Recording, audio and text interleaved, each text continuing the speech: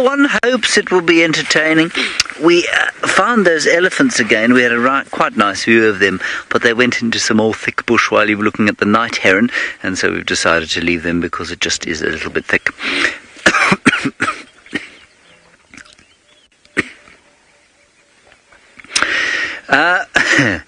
Whoops. I'm sitting in amongst some grasses here. I think Setaria species also. Also, that's a ridiculous thing to say. I think they're a Setaria species. Now, yesterday I spoke on the walk about how the spermatozoa, or the male parts of lots of organisms out here, plants and animals, are made in a profusion that kind of belies how few of them actually make it into something that resembles an organism once they've been cast to the wind. And, well, these plants are no different. Every one of these little yellow pieces on the end of this grass stalk contains probably, I want to say millions, let's call it hundreds of thousands of little pollen grains, each of which has the potential to fertilize a female ovum, make a seed, and then make another grass plant like this one. But countless millions will just be cast to the wind and, I guess, inhaled. Very few of them will actually be eaten because they're probably too small, and so most of them will just disappear back into the soil and become part of the nutrient cycle again, which always makes me quite, I feel a bit sad about that for some reason. And the same goes, of course, for mammal spermatozoa, for reptile spermatozoa, all of the insect ones as well. The female parts tend to waste far less, but still many eggs, of course, will never produce offspring, which I think is quite interesting. So the chances of one of these little things in this plant actually becoming an organism here, absolutely minuscule indeed. In fact, you've probably got a greater chance of winning the lottery than one of these spermatozoa has of ever making it into an egg and then producing a plant like this, which is amazing. The other interesting thing about them, of course, is that they're all genetically identical. Well, no, they're not all genetically identical. No, they wouldn't be. But they all contain one copy of the DNA inside this plant organism. And they will then transfer that, or take that one copy, and they will combine it with the one copy in the egg, and that will produce the seed, which will have two copies, of course. It combines to form the chromosomes as well in the process that we sort of know and understand, and that will then produce the organism. But every single one of these grains, there are millions of genes and millions of lines of code, if you like, in the genetic material of every single one of these spermatozoa, and every single one of them will be unique in some way. So no one of these little spermatozoa or pollen grains that makes it to another egg will create exactly the same organism.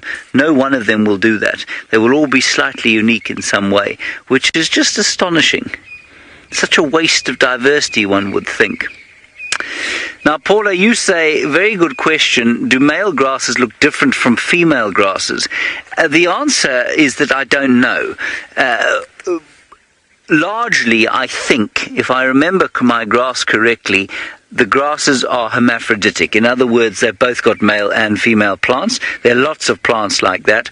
And so I think you'll find that there are no male and female grass plants for the most part. There might be some.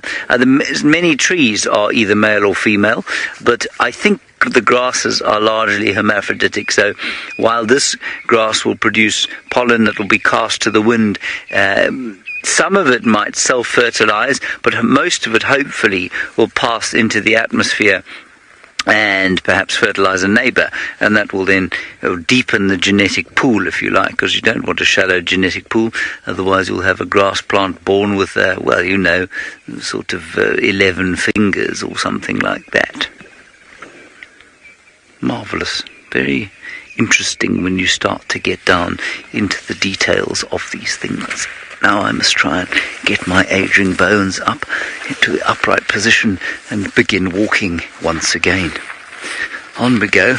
You may have noticed I've wound down my sleeves. That is because it's actually not very warm. Starlight, yesterday we were walking along and Viam said to me, "Where are all the pepper ticks?" I said to him, "Viam, are you complaining that you don't have any pepper ticks on you?" He said, "No, no, no." Ladies, or Starlight, you want to know where the ticks are? Are there a lot around at this time of year? Normally, we'd be lying in bed the night after a bushwalk, raking at our ankles with our nails because they become so itchy from the tick bites.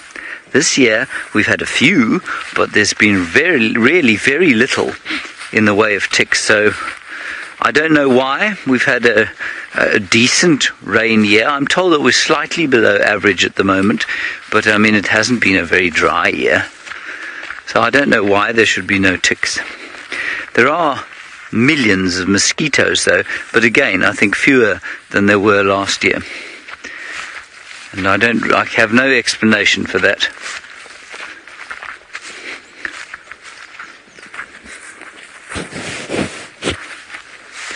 Now, James, you're wondering about climax species of grasses and which species at Djuma would be considered climax species. That's sort of old think. So people don't talk about climax, or rangeland scientists don't talk about climax grasses anymore, because there is no such thing as a climax grass. It suggests that there is some kind of climax state that the vegetation will come into. So for those of you who don't know, let me just quickly explain. The old idea of a climax grass was that there was an inevitable point to which a grassland would tend in the ideal ecological conditions. Thermida triandra, or the red grass, which is the same as the red oat grass there in the Masai Mara, was considered a climax grass species. So once an area went to Thermida triandra, became inundated with it, that's where it would stay. It wouldn't change from there. It would become pretty much the same in the absence of some kind of ecological disaster or vast change. These days, however, we've realized that all of these systems are in some kind of dynamic equilibrium, and so to describe them as in a climax state would be untrue, because they're never in the same state. They don't tend towards a climax state. They don't tend towards a certain point. They will tend towards certain areas, or not certain areas. They will tend towards certain suites of species depending on the conditions. But when those conditions change, they will immediately tend towards another suite of species. And so there is no kind of natural equilibrium to which it will go towards in the absence of some sort of ecological variation, because there's always ecological variation. I hope that explains the question. It's quite a complicated question for this time of the morning. Thank you very much. We are now going to go across to the Marshmallow Queen. I just want to say that I feel great sympathy for Taylor, because I promise you, if it wasn't her, it would definitely be me. No, when you're moving. Oh, okay. Thanks, James. Yes, and everybody, we've managed to come back to this hyena den, and wonderful to see. Look at that tiny little baby there. I think that might be the one that we saw when we first discovered the spot, and so I think that's the one that Mummy was carrying by the head. It's a very small one, and we haven't seen it since. But there he is. It's probably a she. I'm not quite sure, but beautiful little youngster there. And they're also a little bit active. It's always a buzz of activity here next to this hyena den, with these youngsters being around. Shame, but they're walking around and lying in the mud. I'm sure they were quite happy yesterday when it seemed to be drying up a bit, and then it came down again last night. Now remember that hyena, their gestation period is at 90 days, so 3 months. It's a reasonably quick gestation period, and the females will normally have between 1 and 3 cubs. But You can have siblicide as well with hyena, so it's often that they can eat each other. Normally the dominant one, and the firstborn is the one that would eat its younger sibling. And the second one, a little bit of an insurance policy, I would say. If the first one doesn't make it, then at least there is the second one. But if the first one does, then using the second one as extra protein and energy, it's probably its first meaty meal. But still incredible how that actually plays out. And this little youngster looking like it wants a little drink from mommy.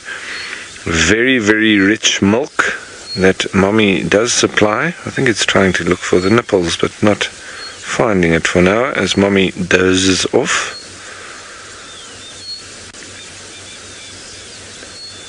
So very, very rich milk, and if this youngster feeds, it could actually go a few days without having any more milk. If mom had to disappear for a couple of days, she could come back and just feed it once more. But because of the richness, the baby would survive. Even at that young age, those little ears are perfect of hyena. Wonderful scene.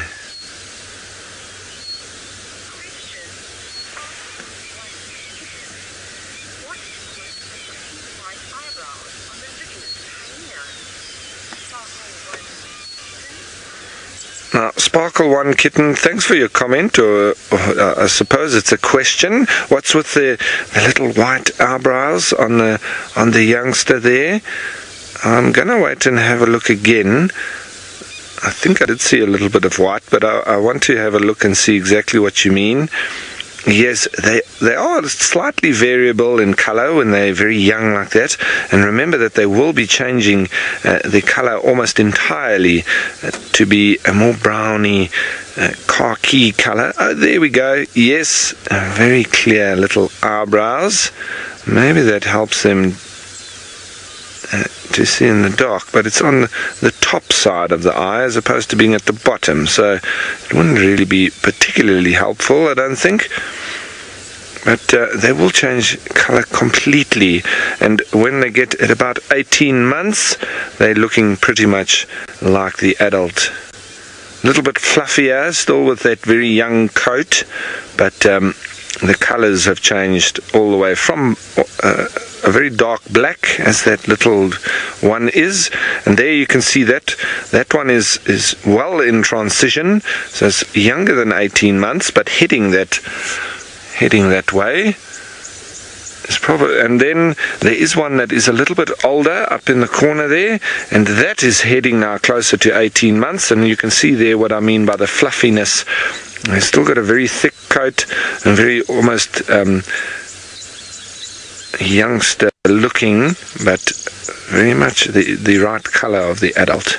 Not quite the size yet either, but generally coming through. There's nice to see the three sort of phases.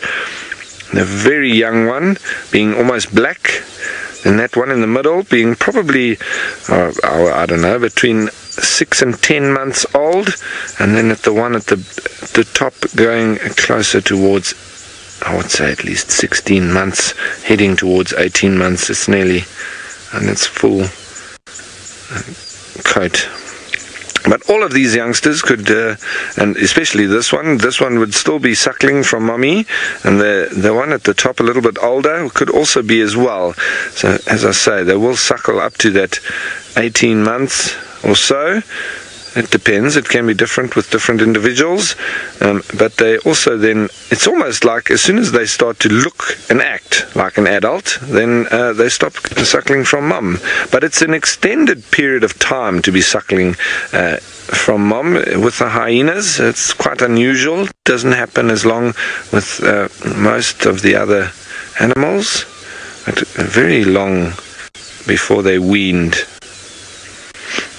Also interesting with hyena is that it's quite difficult to actually see if they're pregnant. It's quite similar with elephants, I would suppose, and I'm just thinking of any other animals that are very difficult to see.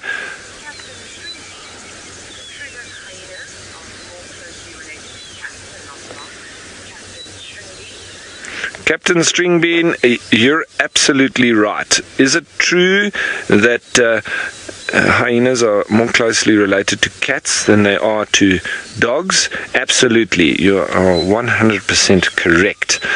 Because they're actually in their own family, that of the Hyenidae, and that includes the spotted hyena, the striped hyena, the brown hyena, and the aardwolf. But they are very closely related to the cats, not to the dogs at all. So that's also the reason why we call these youngsters cubs and not pups, because much closer to cats, which is quite bizarre looking at them. They look a lot like dogs, and their tracks even show up like dogs, and but they've evolved from a closer line to the cats, and then almost looking like a dog. So it's almost a cat that is evolved towards being a dog, which is very interesting.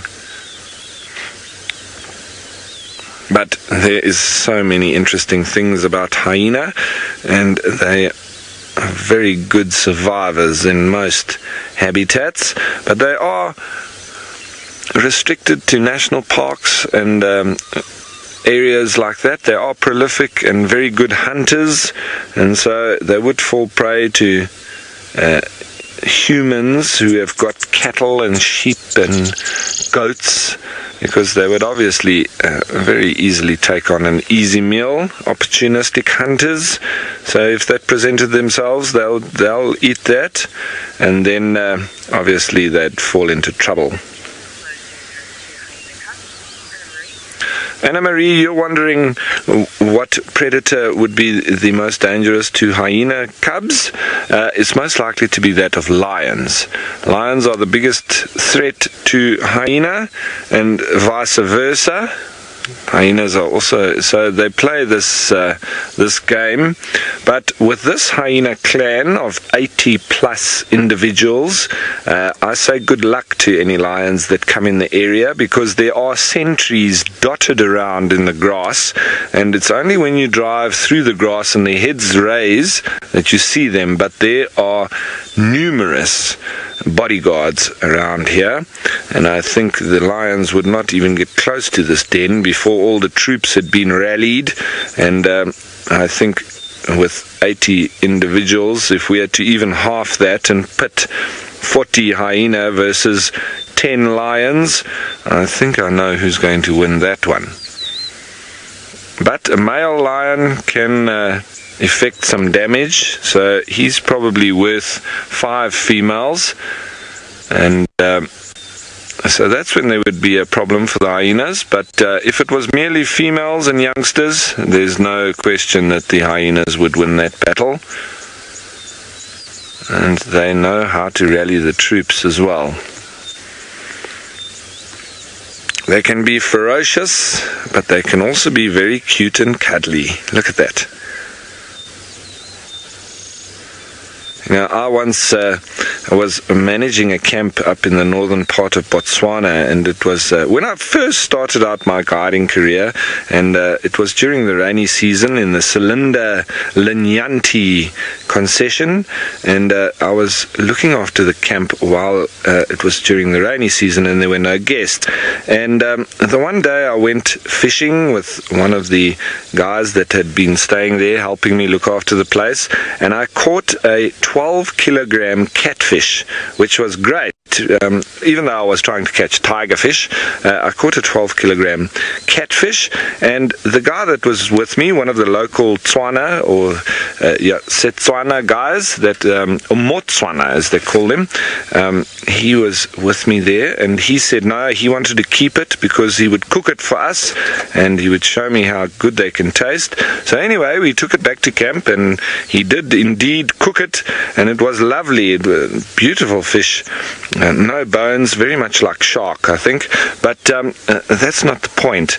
He had cut the head off because it's a very, very bony sort of head. I don't know if anybody knows what a catfish skull looks like, but so he had cut the head off, and he said that he wanted to put it in the tree and dry it, and then make some kind of like small kind of trophy out of it, I suppose. I don't know what he was really up to with that head, but he was trying to dry it out.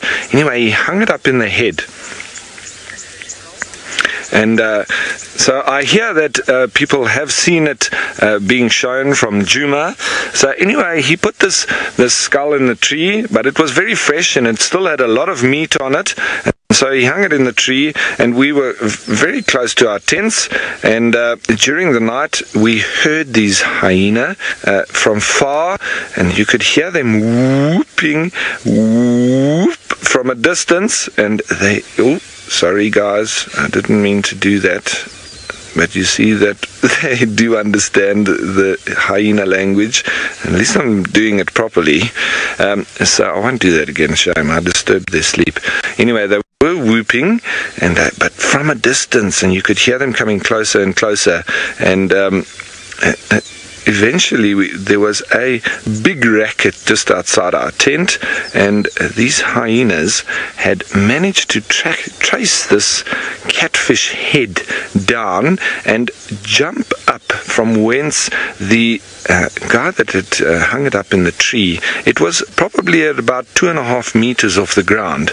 I don't know how these hyenas had managed to get all the way up there, obviously jumping. They'd grabbed a hold of this catfish skull, and they then proceeded to fight over it right behind our tents.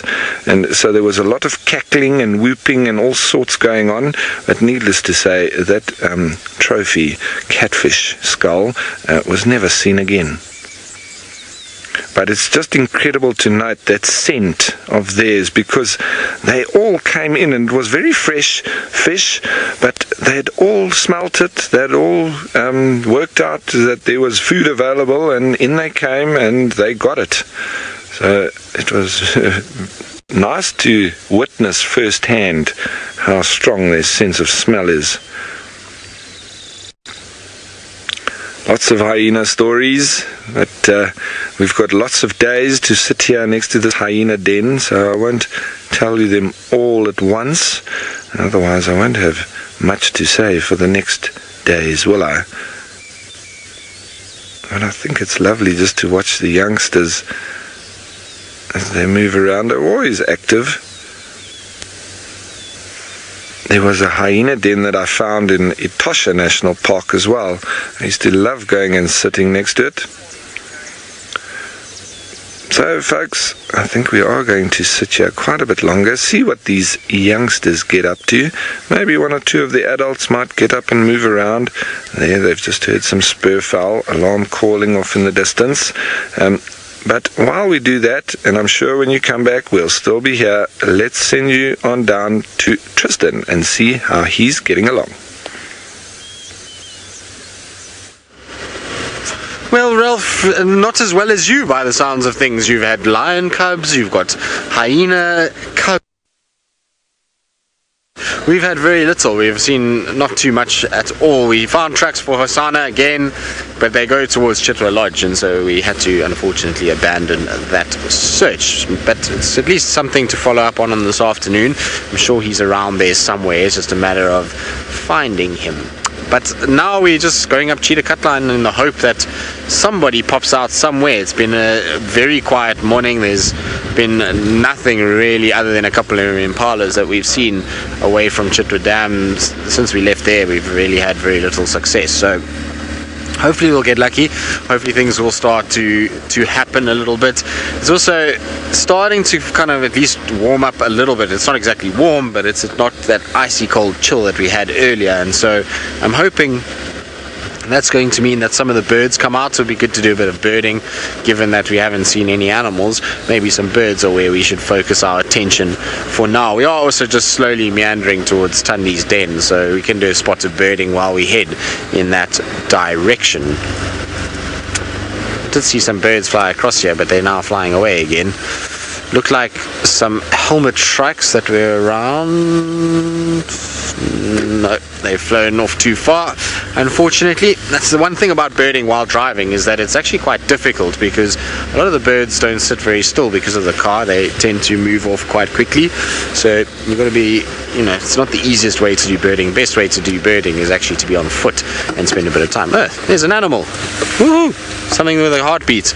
So there's a warthog somewhere there. There it goes, trotting off.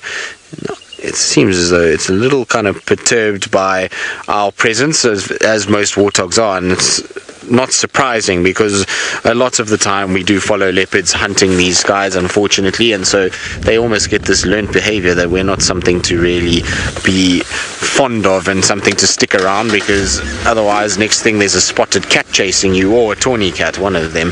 So they generally don't sit for long. They tend to run quite quickly and get out of there, particularly if they've got their little piglets around.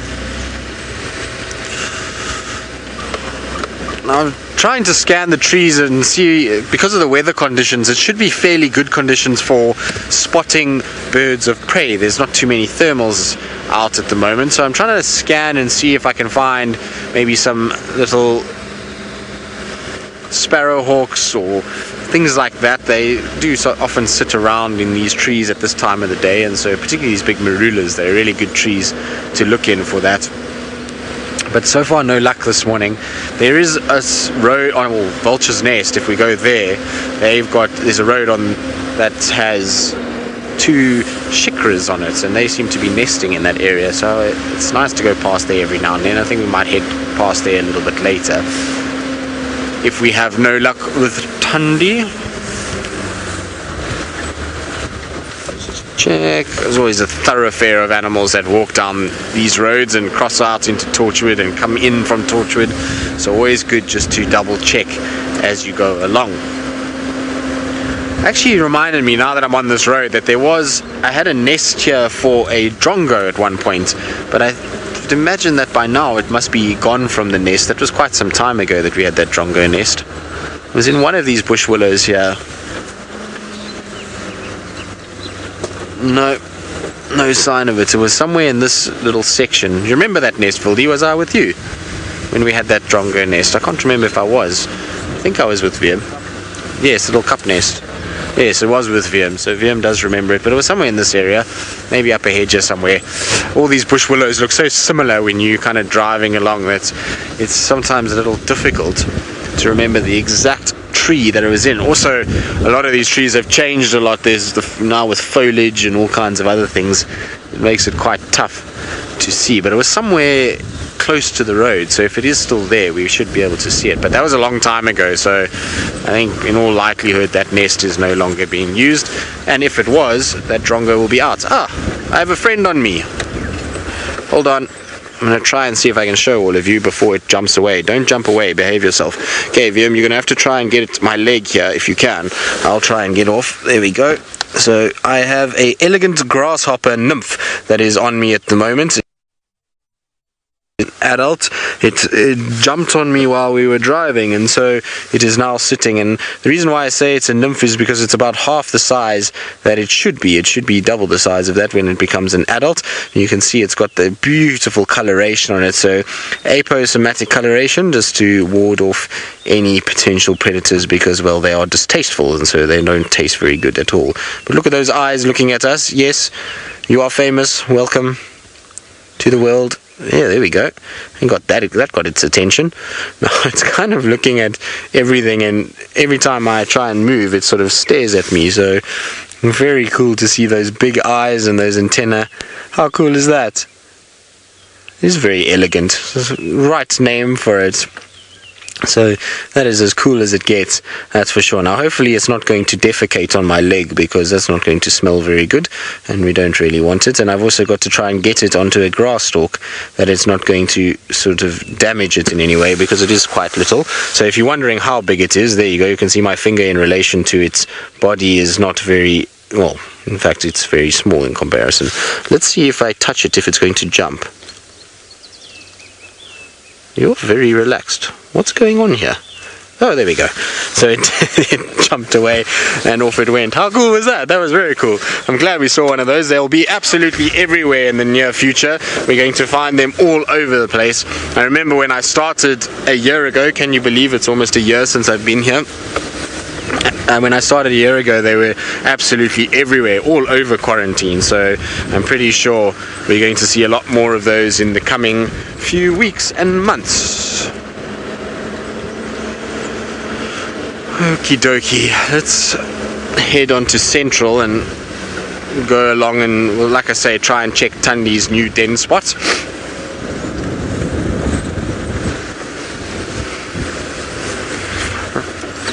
Right, now I'm going to head off towards Tundi's den as I mentioned, but I believe James Henry, who apparently is knocking about. Now I'm not sure what that means, maybe in his sort of latter years that the knees are starting to knock, I'm not 100% sure, but he's knocking about, and well, we'll find out exactly what that means shortly. No, my knees do not make eland-like clicking noises just yet, thankfully. I will have to have them replaced when that happens. This time of year, of course, in the elephant dung, the squirrels take a huge amount of interest, and that is because of the marula fruits. Now, I've yet to find a ripe one, but this elephant has devoured that one there. That is the pip, as you can see there. And often, or in fact very seldom, do they come out of the elephant's digestion like that. They normally come out almost entirely whole. And I think that what we have here is a fairly deceptive situation. I think that this pip was eaten in error. I think it was eaten as a pip. I actually don't think it was eaten as a fruit. So for those of you who don't know, we're heading towards a very exciting time of the year for the elephants, the marula season. They love marula fruits. They are very delicious to eat indeed, even for human beings. But they come out of the elephant normally whole, just with the skin broken and a little bit of juice removed. But to find pips like that inside the elephant's dung is very odd, because they don't even have any flesh adhering to them at all. So I think these were either eaten in error or perhaps on purpose, but I think they were eaten as pips, not as the fruits. I think that's quite interesting. Senzo, do you think that that's quite interesting? He does. Good. Now, we will just say that our route has changed substantially since I last saw you, because as we went off air last time, a rather giant herd of elephants came running towards us, not in order to get rid of us, because they were just running from something else. We don't know what they were running from, so we had to make a fairly hasty retreat. And they went scuttling across off to the east, followed closely by a young bull who came in from Buffelshoek. And then we saw a bigger bull up in Buffelshoek. Perhaps they were being chased by a musk bull, I'm not sure. Anyway, we've got our eyes very wide open at the moment. None of them gave us any trouble at all, but they were definitely very agitated, and you don't want to be in the middle of an agitated herd of elephants, do you, Senzo? No, not at all. Senzo said to me, because we had to actually run to get out of the way of the herd that was moving quite fast, he says, nobody asked me in my interview if I could run, they asked me if I could focus the camera, that's all. Well, at least now we know he can run a little bit. We didn't have to go very far, don't worry. Then the other great source of food at this time of year is the white berry bush. Now, somebody described this marula, this white berry fruit, the other day as, who was it? It was Steve. He described it as having a taste that I wholeheartedly disagreed with. I think it tastes like peas, like sweetish peas, and very overrated. I've got a little bit of sugar on the top, and then really bitter pips underneath. So that's what I think they taste like. But of course all of these things taste different to everybody. Now, Stanley times 3 or Stanley cubed, I'm not sure if you multiply yourself by yourself or add yourself to yourself. What we find is that marula fruits are not, in fact, purchasable. I don't think I've ever seen a marula fruit in a store. You can sometimes get marula jam. People will make marula jam, and you can buy it in home industries and that sort of thing. But the reason it's not a commercially usable fruit is that its flesh is extremely thin, and I suspect at one stage the ancestors of peaches and plums and lychees, for example, probably also had much thinner fruit, and that the flesh, the thick layer of flesh around the pip now, is a result of selective breeding over the course of sort of probably thousands of years from human beings. The marula fruit, it might be possible to eventually selectively breed them into a thicker, fleshier fruit, but at the moment it really is a huge effort to get sufficient flesh off the fruit to make something like a jam. And the big question, of course, that will be on the lips of many of you is, what about amarula cream, that famous African liqueur? I would imagine that the amount of amarula in the amarula cream is almost negligible. That said, I do know that the local people around Palaboa, where the factory is, spend a lot of time at this time of year delivering marula fruits to that area, so it's quite a nice provider of jobs. But the actual amount of marula is very small. It's largely sort of alcoholized and preserved cream with sugar in it. So that's the story with amarula. Okay, we're going to keep going down this road with our eyes very wide open. Rexon is up ahead, looking a little paler than normal, I must say. He got a bit of a fright there. We'll hand you over to Ralph now, who is sitting with some small scavengers.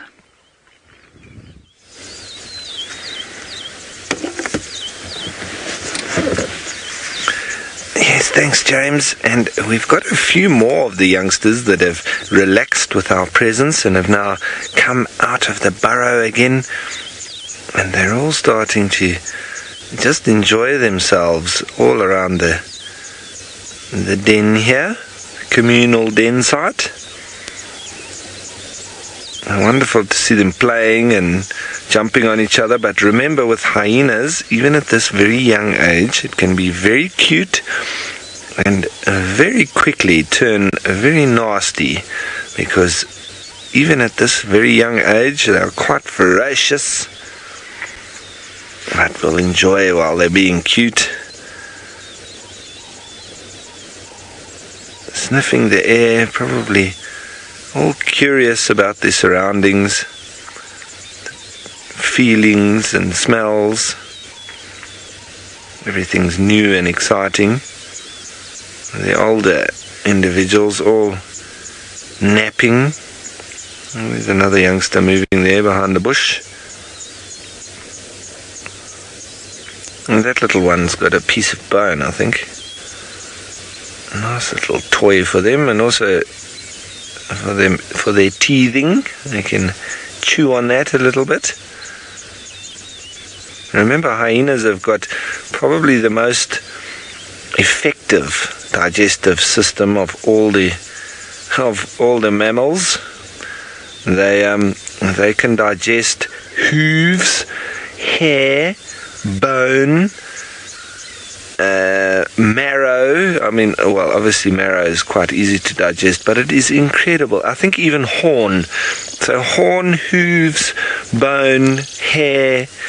It is incredible. And when it is excreted, and dries, it's like a powder. So it is completely digested. Now, there's a note for everybody. If you'd like to get rid of the evidence of whatever it might be, well, I tell you that you're going to have to give it to a hyena, because once it passes through, there is absolutely no evidence once a hyena is fed on meat. So careful, and especially don't give rangers and guides any problems, because we know how to get rid of people. And you'll never find it a single trace.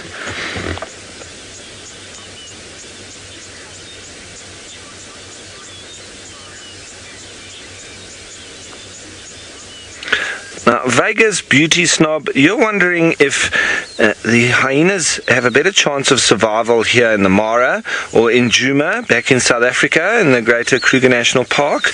Well, Vegas beauty snob, it all depends on the clan size, I would say, and the matriarch and the dominant structure.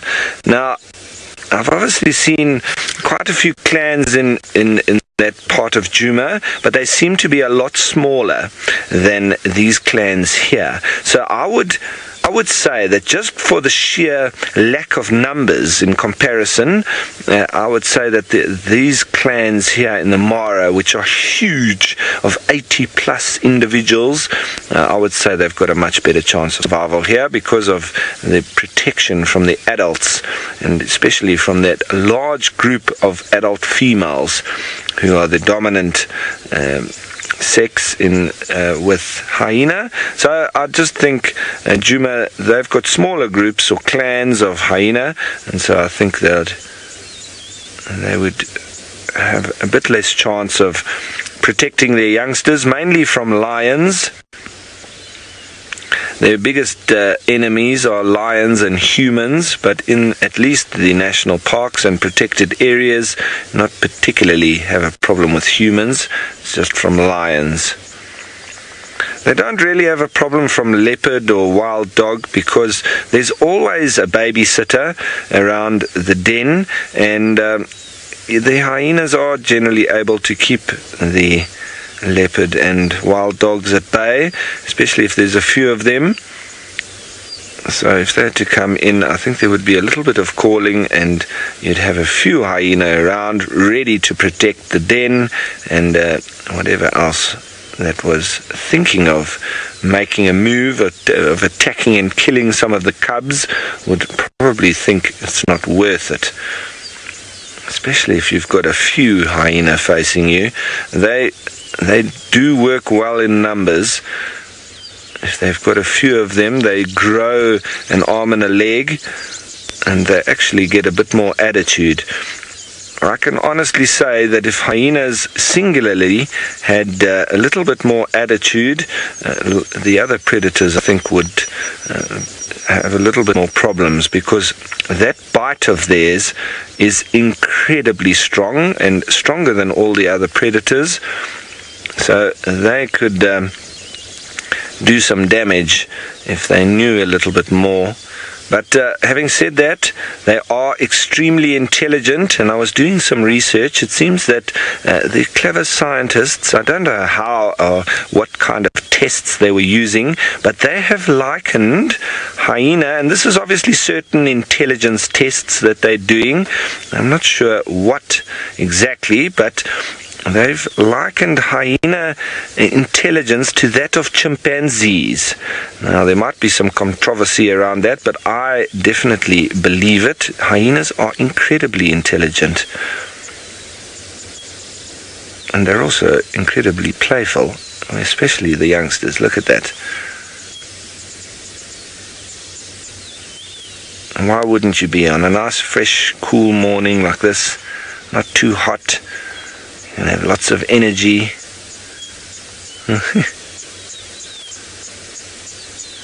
But like I say, even at this very young age, there can very quickly be fights when they're playing, because there is a very strong hierarchy even with these little youngsters, and that play, as you know, can get a little bit boisterous, and then very quickly change to fighting, because they are then re-establishing who's in charge, who's where in the pecking order.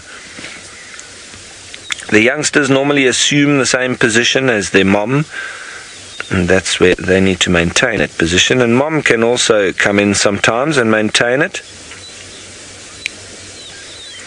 So while we wait for them to come out the back of the bush there, you're going to come back to me soon, I'm sure, because this is very exciting. But let's send you on over to Taylor, who's got another one of those massive animals that love wallowing in the mud.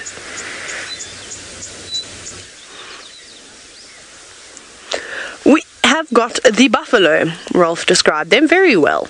And yes, they do like to wallow in the mud, but they're not wallowing at the moment. They're on the move. It's a breeding herd of buffalo. So we've been seeing a lot of Duggar boys as of late. Actually, we mainly see the Duggar boys, but we've got a nice herd. And they're approaching the Mara River, but now I'm uncertain as to what they're going to do. If they're just going to graze along the banks, because you can see how bright and green the grass is. So that'll be nice and tasty for them to feed on. Or if they're going to come down to the water's edge. It looks like they're going towards a big animal pathway, maybe something that the hippos and elephants would use on a regular basis. So whether they're going to go down and have a drink or cross and go into the Masai Mara National Reserve, I'm not so sure just yet. I'm kind of just waiting to see what happens. There's one, waiting for the leader. Will most likely be a female, one of the pathfinders, to lead the way. Now when zebras start gathering at crossings, they normally get quite stressed. Buffalo don't look anxious one little bit, but this is also their favorite spot to feed. It's really a good spot. And we're trying to find buffalo and you haven't seen any, go along an area where there's a river or a lugger or anything along those lines, and you'll almost be guaranteed to find them. You can see there's one that was just having a scratch. That tree is moving around quite a bit. There's a couple that are grazing. The others look like they haven't quite woken up just yet. They're still quite calm, having a bit of a scratch. I always say it must be really tough not having hands. When you and I are itchy, we can reach wherever we need to and scratch a buffalo or elephant, or warthog, a lion, all these different animals have got to find something to rub up on. They can only stretch around, they're only so flexible. Although I have seen wildebeest bringing their back legs around to scratch inside their ears, which is pretty spectacular.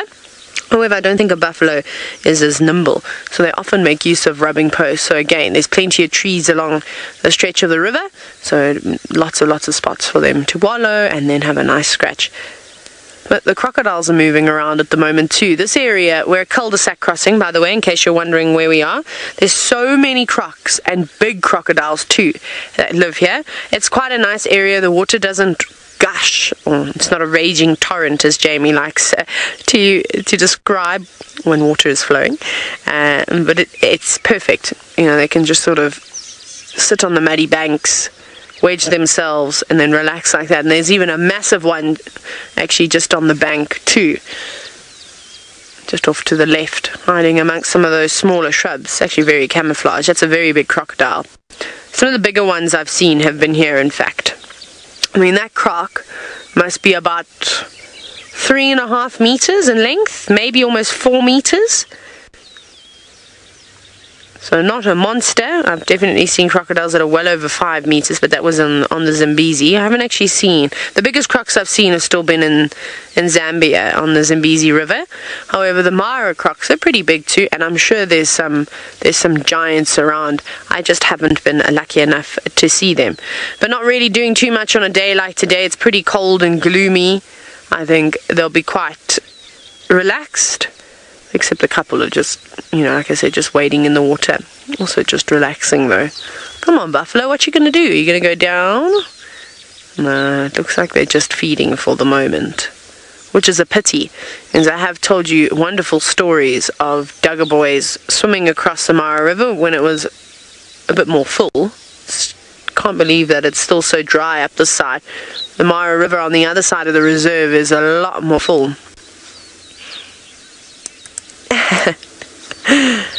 Anna Marie said there's so many buffalo in the Mara and that we could use some for down in Djuma for the lions. Most certainly.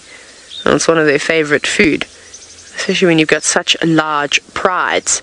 It's important to catch something this big. Looks like everybody's just come down here to have a scratch on a tree. Maybe those look like the croton species of trees, and I think they're called orange-leafed crotons, if I'm not mistaken, but I could also be making it up. And I don't know why they're all having a scratch on that particular tree. I know sometimes buffalo will rub their horns up on timbuti trees, which we don't see up here, but you see down in South Africa. And that actually helps keep away the ticks and things. It's got a milky latex to it that's quite toxic. But a croton species of tree, none of the crotons that I know have got any kind of milky latex or anything like that. And perhaps it's just a coincidence that they've chosen this thicket to use to scratch their heads on.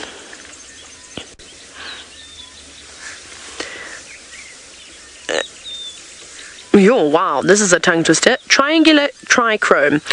You're wondering how often do the buffalo get eaten by crocodiles when they cross the river? I've never seen a crocodile eating a buffalo. I've obviously seen them eating lots of zebra and wildebeest and topi and Thompson's gazelle. And I think a buffalo would put up a big fight. Remember, it's a massive animal in comparison to the size of a zebra and a wildebeest. So I think it would be difficult. However, there are lots of buffalo calves that we've been seeing amongst the herds, and they would make for a tasty snack. There is one buffalo going down now. We haven't quite decided just yet what's going to happen, but we will. So there's always a possibility, although on a day like today, with it being a little bit cooler and calm, you can see this one just coming out now. It's I don't know if these crocodiles would be up to the challenge, but I think I see a few in the river. Let's just see this one a bull or a girl? No, it looks like a female. Are you a female? Yes, you are. Leading up the front. But look how she's sinking into that mud too.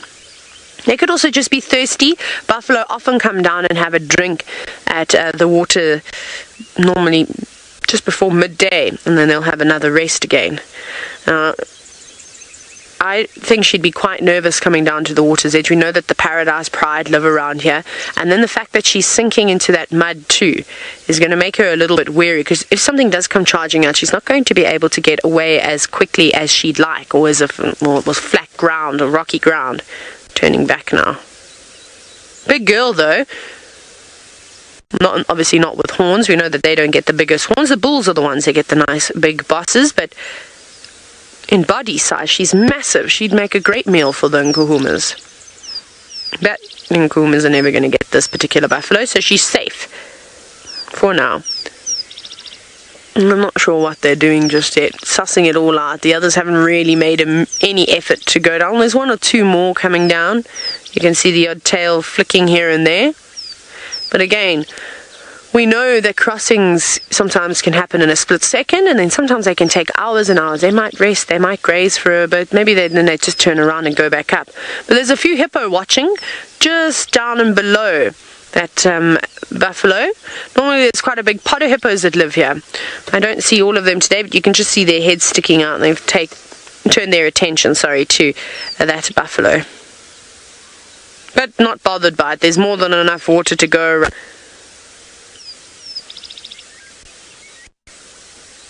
Louise, please can you say that again? I missed that completely. Louise is directing. She just said, what is sticking out of one of those buffalo's butts? That's exactly what Louise said to me. I don't see anything.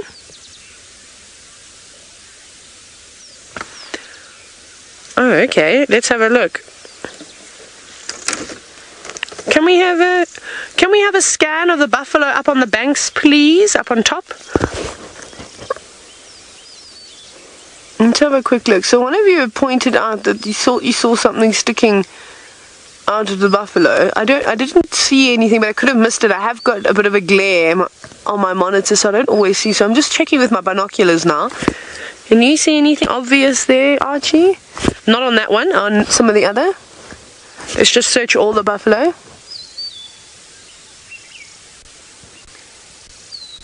I don't know.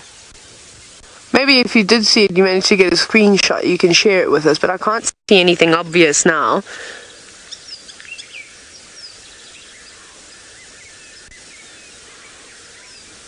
There's nothing there. And it's a bit far away, although I should be able to see it with my binoculars, but remember they're going through the thicket now, so they've kind of concealed themselves. Come out into the open, please, buffalo.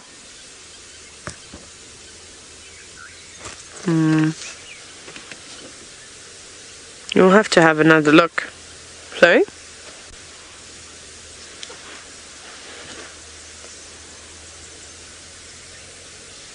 No, I don't see anything, I'm afraid. I must have missed it, which is obviously a huge possibility that can happen.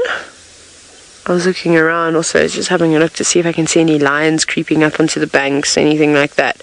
But I don't know where the paradise pride is. I haven't seen them for a while, and I haven't heard of too many sightings. Also don't know where the musketeers are. And, yeah, well, where they are. Just trying to have a look when these buffalo move. No, I don't know what it was, I'm afraid. Maybe it was one of those buffalo that have started going down the bank. But we'll keep scanning. And hopefully we'll find it again. And figure out what's going on here. Okay, well, we'll sit with these buffalo for a little bit longer. I'm going to send you down to South Africa, where I have no doubt that the scent of bacon and eggs has filled the air. And I'm sure after James's long bushwalk, he's probably quite hungry and worked up an appetite. Let's go and see if he's on his way home. I am working up an appetite. I'm just trying to remember if we've had a buffalo crossing. I feel like maybe we've had a few bulls crossing the river there. But I don't know that we've had a herd crossing, so that could be quite interesting. I've decided that for my first January morning bushwalk that the old faithful Waltheria should be given some kind of an examination. So that's what we're doing now. And what we have here, over here, Senzo, if you come this way, you will see the small dipterid. But you will have to come here, otherwise it will be impossible. There's this very small fly living on this leaf. You see it, Senzo? Tiny, tiny little fly, only about 1 millimeter long. 2 millimeters, maybe. Now, I was talking to some of the Americans in our camp yesterday, for there are many now, saying, what do you use in imperial system if you want to go smaller than 1 inch? And they said centimeters, which makes very little sense to me, but of course it works for you chaps there in the States. So something small like this, if I give the measurement as 2 millimeters, you obviously know what I mean. 24 millimeters to 1 inch. 24 and a bit. Anyway, there is a little fly sitting on Waltheria. And some of these Waltheria flowers are actually quite pretty. If you look over here, you can see they don't open much more than these ones have here. You see there, Senzo? Very pretty sort of custard yellow colour. Lemon custard yellow. That makes me hungry. Lemon custard. So that's Waltheria indica. They're a great go-to plant on the bushwalk because they remain flowering for long after everything else has dropped dead and gone into the dormant soil for the dry season. But we're a very long way away from that happening, thankfully. I always feel slightly sad when we move out of the summer and into the winter, but we're a long way from that.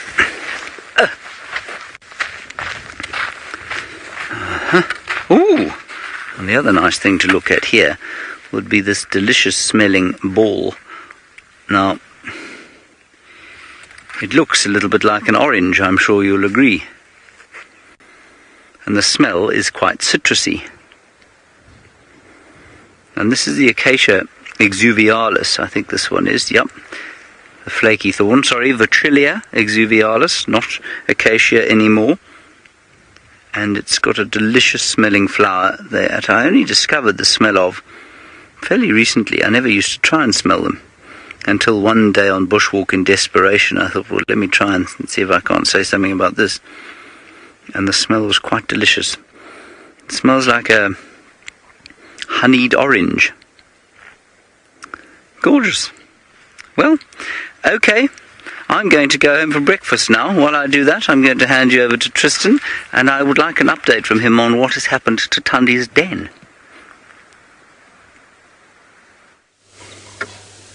Well, James, as you can see, is a very large pile of excrement with some little pug marks next to it. So there is no sign of Tandy at the den at the moment, but this comes from the den. She's then defecated, and you can see how she's scraped soil over her dung to try and mask the scent and to try and hide it away as much as possible, and to try and make sure that others are not following her and going to where she is. So it seems as though she went back down into the Mulawati.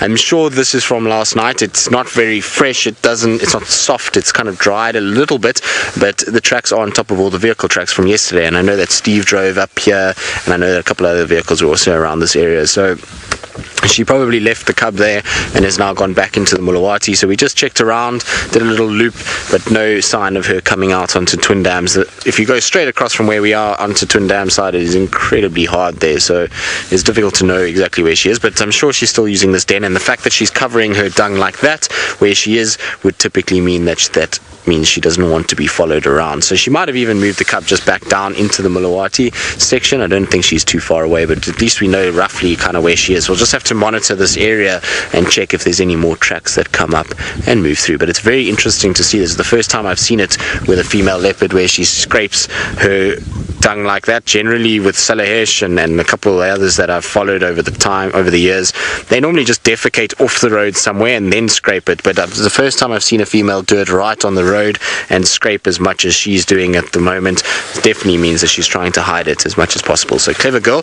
She's doing a fantastic job so far, and well, us not seeing her every now and then is a good thing. It means that we're giving her a bit of a break, and then she can kind of do her own thing. So worth just to keep kind of monitoring the area and keep checking and coming past just to make sure that there is sort of some sign of her in the area. But if we don't see her, it's not the worst thing. As long as we know roughly where she's kind of moving about, that's always a good thing.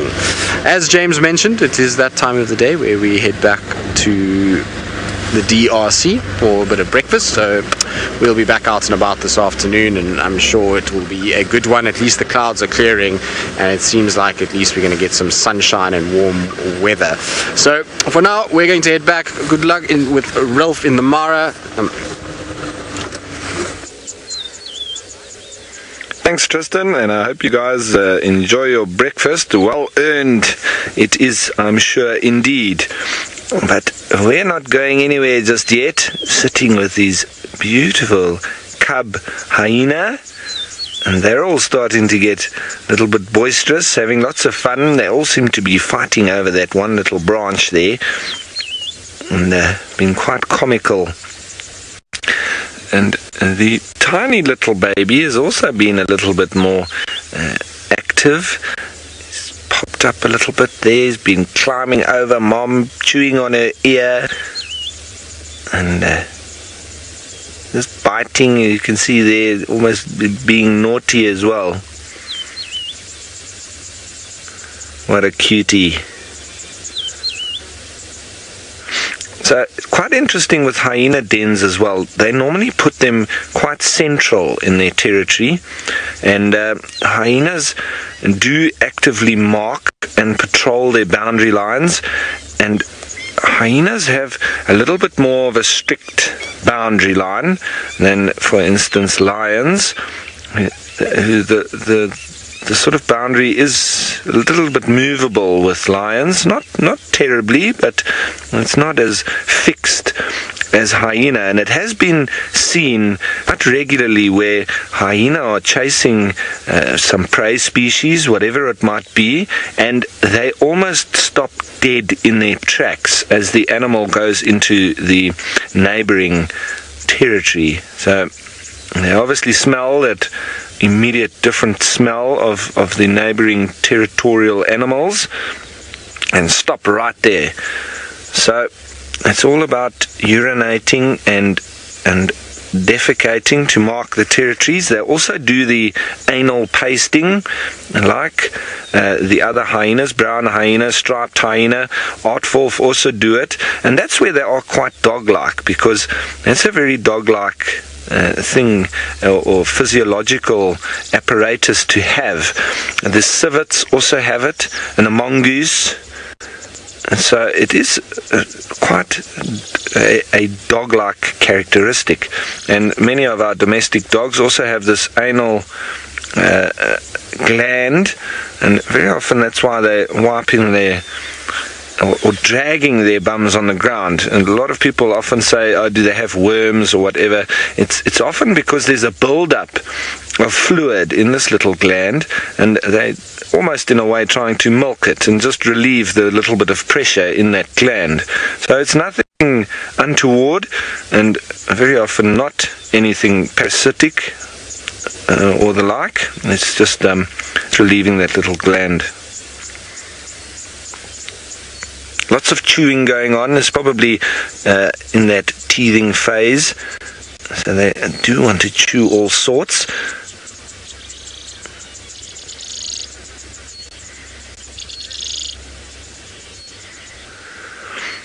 Now, Elena, who is 14 years old, thanks for your question.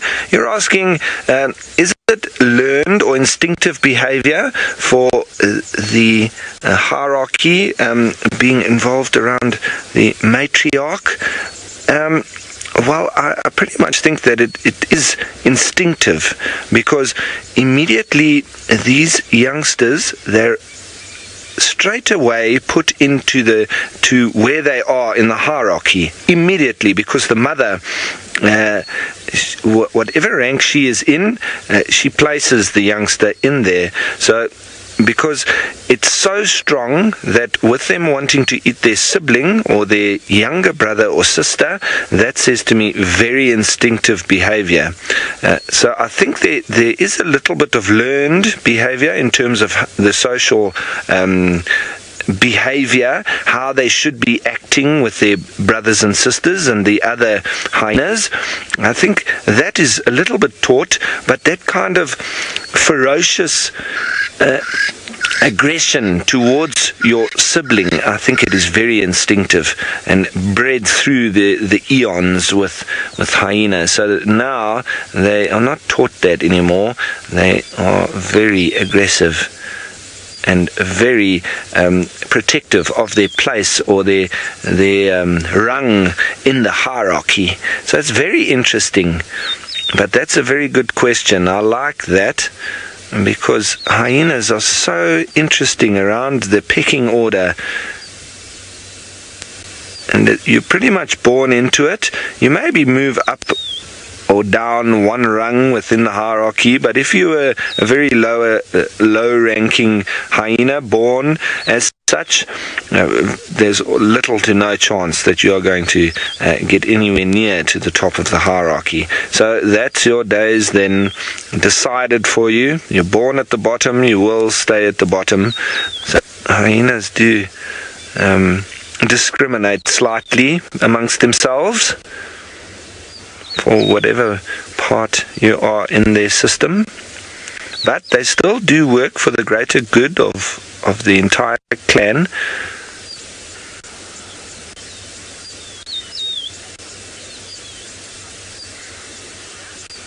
Now, Davina, you're wondering at what age siblicide occurs. It can happen in the first few weeks, but even up to about 2 or 3 months.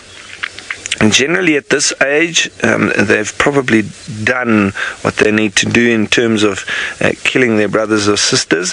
But you can have aggressive fights like this. Is not an aggressive fight yet, but it could turn into one, because they have a little bit of a go at each other, and maybe the subordinate animal gives the dominant or supposedly dominant cub a little bit of a nip harder than he liked, and then it can turn into a fight, because the dominant cub needs to establish the dominance, and maybe he thought that the bite was too hard, and so he returns the favor and then just places the subordinate back in its place.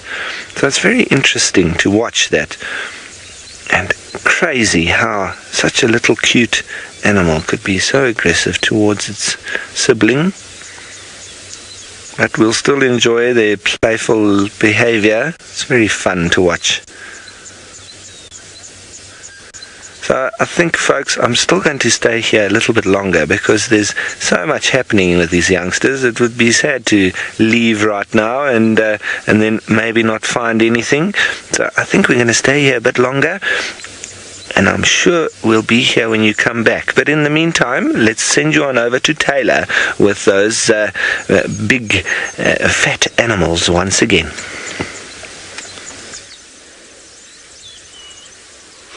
And they're still not doing too much at all. They are just relaxing. Some of them have sat down to have a little bit of a rest. No one's gone charging into the Mara River just yet. Although, I don't know, I really don't think a buffalo crossing would be as dramatic as a wildebeest or a zebra crossing. I don't know if there'd be as much panic here. Maybe. Buffalo are quite easy to startle, though I've told you many horror stories of stampeding herds of buffalo that have been frightened by an antelope such as a daker. So I suppose anything is possible, and the only time that I have seen them cross has been a couple of Duggar boys, and they swam quite peacefully across the river. They were very content. I was impressed to see how good they were at swimming, and I didn't realize that buffalo could actually swim. I did learn this quite early in my career, though. Most animals can swim out here, rhinos being the exception, the rhinos that we get in Africa. I have heard the Indian rhino can swim. Anyway, so what happened was, essentially this reserve I worked at had an area with disease-free buffalo. So a lot of the buffalo in Africa are riddled with tuberculosis and foot and mouth disease, but down in the Eastern Cape, and I think up to the Western Cape as well in South Africa, it's a quarantined area, so there haven't been cases of it, and all the buffalo in that area have to be disease-free, so they're very expensive, very sought-after animals. It's kind of a trend at the moment to breed these disease-free buffalo. And they were kept in a special area. Obviously, they didn't want the lions to eat them. We had this massive flood. It was crazy. It was in 2012. Yeah, it was 2012. And it almost washed away one of the lodges. It washed away a lot of the jetties. The boats overturned and sank. The Bushmans in the Kruger River were flooded. The banks were all breaking and caving in. It was quite hectic. Anyways, it washed away the fence line. And we didn't know where the buffalo were. We couldn't find them. We couldn't drive on the reserve down in the valley for a very long time, for about a week or two. It was just completely flooded.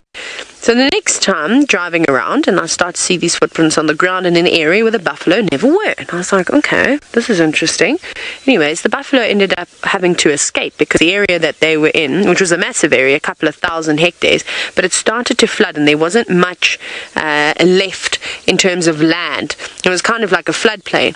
So they swam across the raging Kruger River. Little tiny buffalo calves. It was amazing. And they all made it across. And we found them up on the escarpment, which was really quite cool. And that's when I first realized, I was like, wow, they crossed that river? That's impressive. But down there were no crocodiles, though. Here, there's a lot more obstacles in the way. But I don't think they're going to cross. I actually think they've maybe just come down for a drink. The three that are down to the left are just standing very still at the moment. They don't seem to be doing too much. One had a drink of water, and now they're just watching. Perhaps they came down to stare at the view. It is pretty down here. And I jumped onto Twitter and I had a quick look. You sent me all some screenshots. I don't think that buffalo was giving birth at all. It was not giving birth. I think it was just a weird angle, and maybe it was using the luxury facilities. So yeah, so I think that's what happened there. Unfortunately, this is a combination of bizarre things. But thank you, buffalo, for that amazing sighting. It's nice to see them down at the Mara River, isn't it? Oh, I need to get out of here, and it is so muddy. I won't get stuck. See, I've only been stuck in the mud once since I've been up in Mara in terms of all four wheels like wedged in. But I seem to get stuck on my chassis a lot for slipping and driving the adventure roads. See, that's what I like to do. I like to take you to places that maybe everyone else is scared to drive. And then when it's wet, I end up slipping into these massive ruts, and then I can't get out. Not even a high lift jack will help me because the ground is so muddy I can't even jack my car up, then try and drive off the jack then. Man, I thought we were going to get buffaloes crossing the river. That would have been really cool. Even just wading across it would have been quite nice. It doesn't look too deep in that area. Anyway, Rolf is all the way off in that direction towards the escarpment. He's still with a hyena. I think they may have come out of the bushes.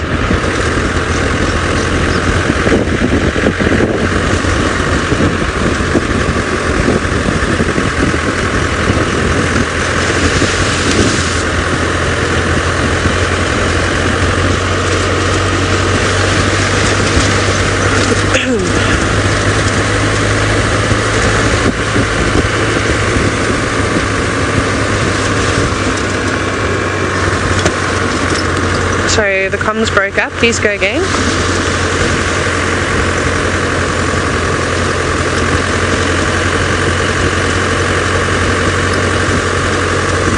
So I'm still live. Is that what you're saying?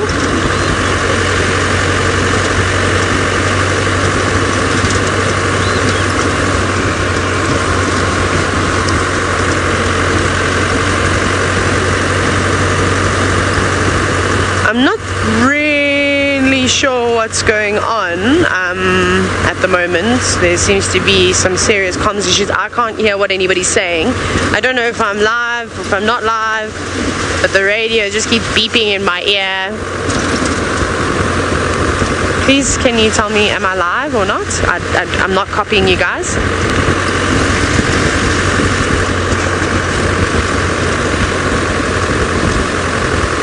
Can one of you talk at a time? You're all talking over the top of each other. Am I still live? Ah, wonderful. Right. So it seems as though everybody's just talking over one another, cancelling out what actually is going on. Sorry about that, everybody. I'm going to send you back across to Ralph, who's still with the hyena.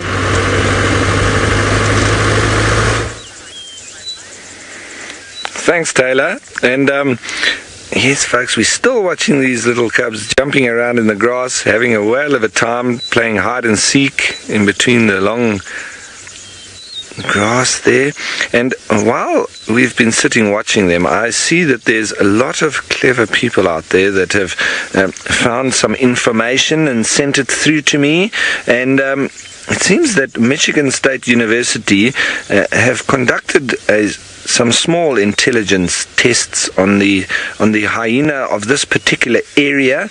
Now, there's no comparison like the study that I spoke of a little bit earlier, where they compared them to chimpanzees.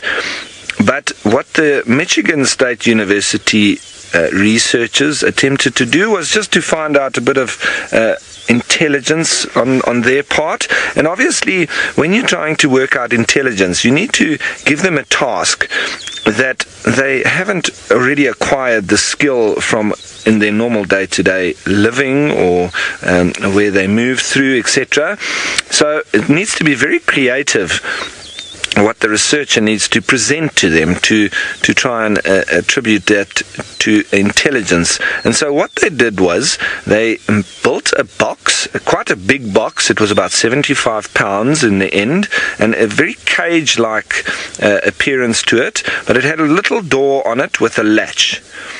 And on the inside of this box, they needed to give them an incentive to see how these hyenas would get into the box. And what is the easiest incentive? A nice big fat juicy chunk of meat. So they threw this chunk of meat inside the box and presented it to, I'm not sure which clan, it could easily have been this one, and presented it to them. And then they obviously had lots of fun watching these hyena with this box with a piece of meat in it. And that would be totally fascinating. I would love to see that, because if you've ever seen hyena around meat, they're not going to stand back, and so I'm sure that there was obviously dominance things around that as well. But they said that there was all sorts of strategies from different individuals, and one of them was to bite it, which I think obviously would be the first for all the hyena. Then another one was to try and dig underneath it. They're obviously thinking that maybe they could dig their way into it from underneath. And the third method was to lie and stare at it, and hopefully that would open the lid. Now, I think that third option was probably the worst. The second, not working very well, and the biting, I think it did work a little bit, but there were, I think it was out of 75 or 80 individuals that attempted the opening of this box, 9 of them got it right. And once one of them got it right, it was very quick to do it again once presented at another stage with the same box with the meat. So they'd remembered, once they'd learned how to do it, they then very quickly were able to do it again. And so quickly that I think there was one individual that landed up doing it in 3 seconds and another one in 5 seconds. So very quickly then after that being able to do it without even thinking. And it was a latch that had to be lifted and then slid to the side before opening the door. So a little bit of an intricacy that had to be worked out.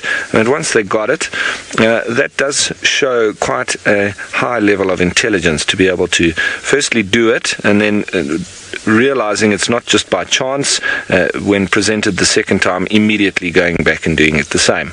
So that for me is very interesting, and it's a very basic test of intelligence, but to watch that with different individuals would be highly entertaining, I think.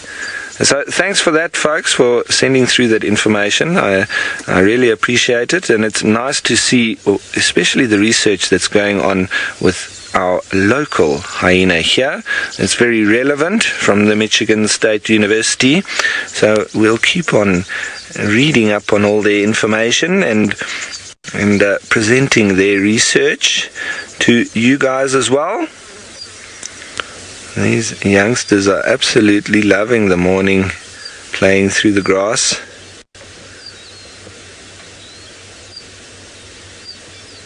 And yeah, like I've said before, it's very difficult to judge intelligence.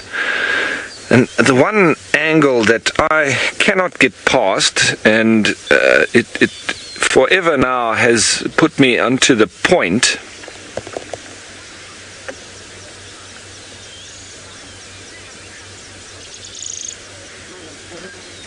now, Nakoi, you're wondering about their claws and their paws, and I'll get back to my intelligence point in a minute. Their paws and claws look very, very similar to that of dogs.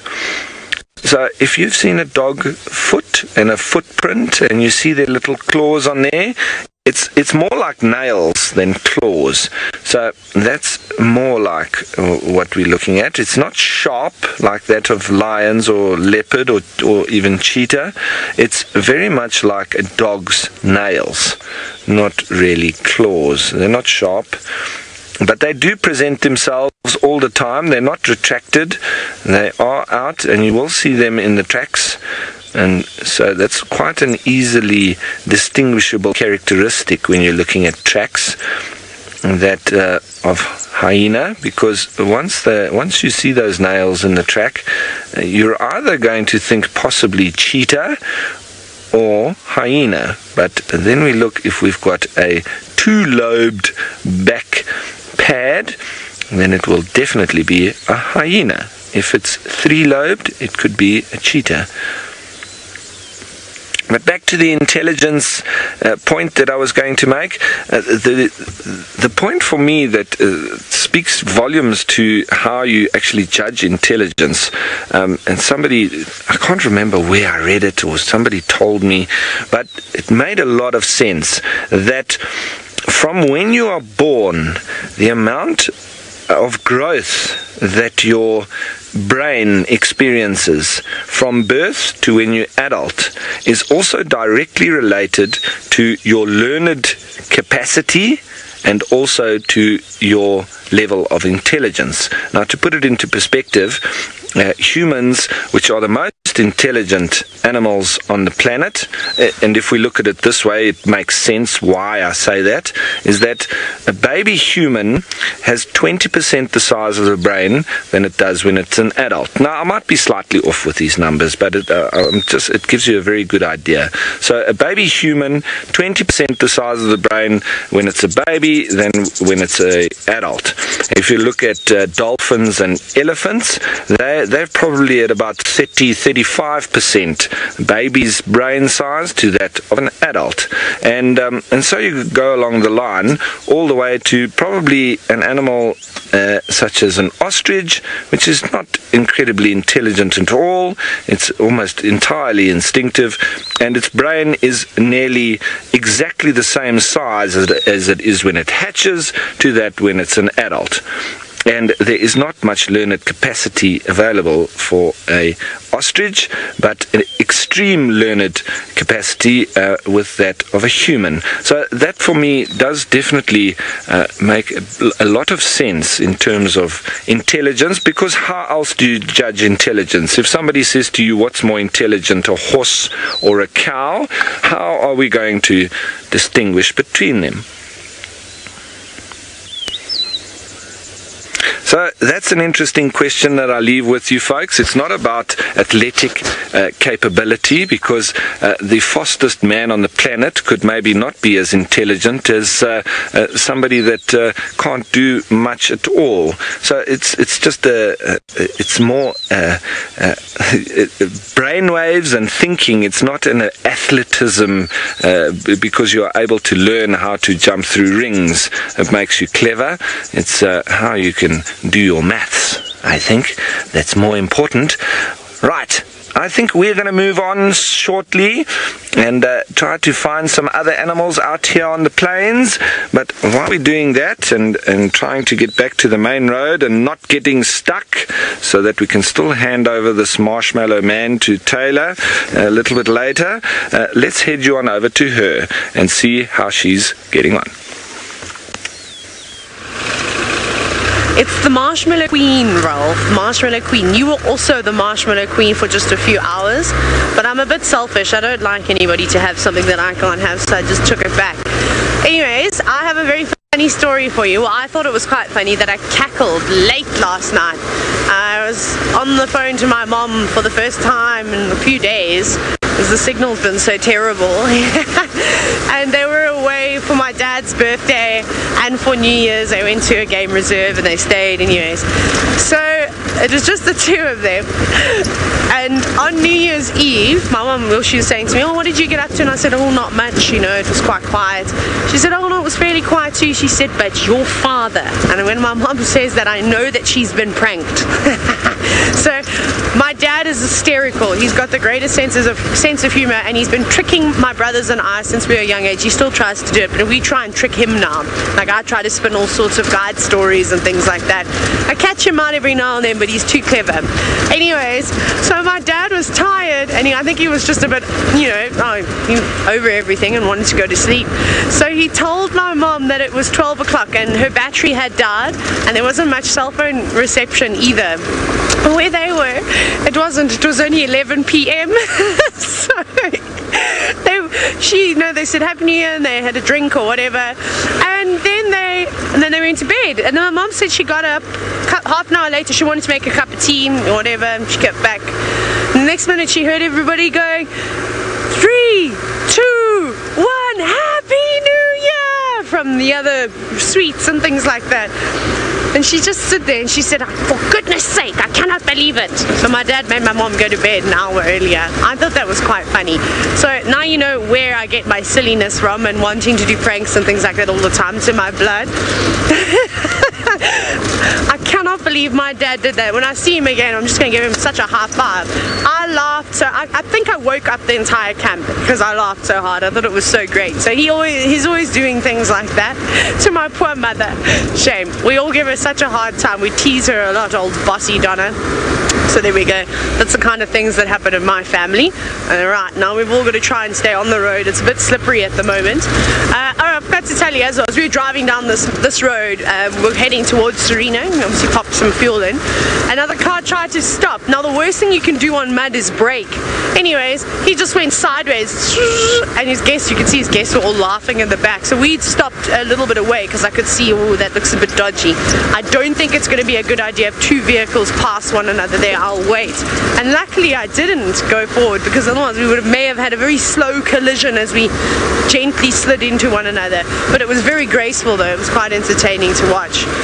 So we're driving. We're heading back to that area where I saw the malachite kingfisher yesterday morning. I really want to see it again. It was so beautiful.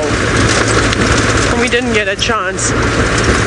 I would very much like to see it again, but I think we were lucky there. But we'll keep checking some luggers and areas where there's reeds and nice little perching spots and good fishing areas. That would be a hot spot for kingfishers. Maybe that'll be on this afternoon's agenda, to try and see how many kingfisher species we can see. Right, I know Rolf is on his way to Serena now to get some fuel, but sadly we've only got a few minutes left of the show, so why don't you hop on board with him so he can say goodbye to all of you. Yes, thank you, Taylor. Yes, we're not quite anywhere near Serena just yet, because we're heading through these little plains, and lots of mud, lots of slippery roads, but we're going to be stopping just at the plain in front here. That's where we normally see all the ostriches and topi, and it looks like we've got a massive herd of buffalo just in front of us. But with Taylor telling you a story about her parents making jokes about different timings and being lied to about what the time is, I've got a little story about when we were training guides in one of the bush camps in the Kruger National Park. And when we're training the guides, we also teach them about timings and getting your hot box ready in the morning, and you know, all these different logistical things that you need to get your head around if you're going to be a guide and you're going to be looking after guests, etc. So we've got duty teams that work through the week that would have every 4th or 5th day. That's their duty day. They need to be setting up everything for the other students. So there were two of them that kept on getting this timing wrong, so they were in trouble many times, and they were always late. And so these two had now gotten into trouble a few times, and they were getting obviously a little bit over it. They'd had some punishment, etc. And so the one day they were on duty the next day, and all their friends thought it would be funny because now they had gone to bed nice and early so that they would be up early and not be late for a change. And so it was at about 11 o'clock in the evening, and normally they would have to get up at about 4 o'clock in the morning so that they could get all the duties done. So, but what their friends did was they woke them up at 11 o'clock and told them that they were late, and they ran around like madmen getting everything ready, and without having looked at their watch, and eventually realized that they had been lied to by their friends. And it was the first time that they were on time, but unfortunately for them, they were literally about 6 hours too early. Now folks, thanks very much for joining us once more on this beautiful morning. Thank you to everybody in Djuma that was driving around, and thank you most of all to you, the viewers. Please join us again later for the afternoon drive. Thank you and goodbye.